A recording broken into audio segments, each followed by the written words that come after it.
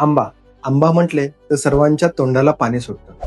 फळांचा राजा उगाच नाही म्हटलं जात त्याला. तसेच उन्हाळ्यातील फळांचा देखील राजा. आंबा हा उन्हाळ्यातच येतो आणि उन्हाळ्यातच खावा. आंबा जर योग्य पद्धतीने खाल्ला त्याचे सर्व फायदे हे आपल्याला मिळतात.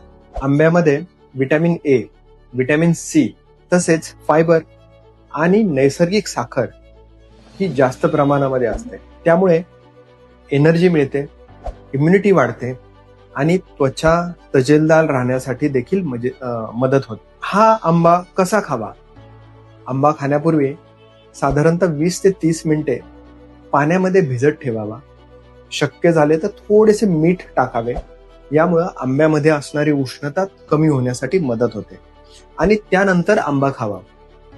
हे लक्षात घ्या की आंब्यामध्ये शुगर ही मोठ्या प्रमाणामध्ये असते. त्यामुळे ज्यांना डायबिटीज आहे, रक्तातली शुगर व लघवीतली शुगर ज्यांची वाढत आहे, त्यांनी आंबा तर नक्कीच खावा, परंतु तो योग्य प्रमाणामध्ये खावा. आंब्यामध्ये उष्णता देखील जास्त असते. त्यामुळे ज्यांच्या शरीरामध्ये उष्णता आहे किंवा ज्यांना पचनाचे त्रास होतात, याशिवाय ज्यांना पाईल्स सारखे त्रास आहेत, त्यांनी थोडा आंबा जोमानेच खावा.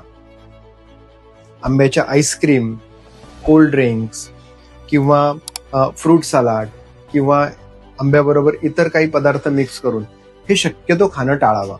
ज्याला खरोखरच आंबा आवडतो त्याने आत्ता जसं सांगितलं त्याप्रमाणे पाण्यामध्ये भिजवून ठेवून मनसोक्तपणे आंबा खावा.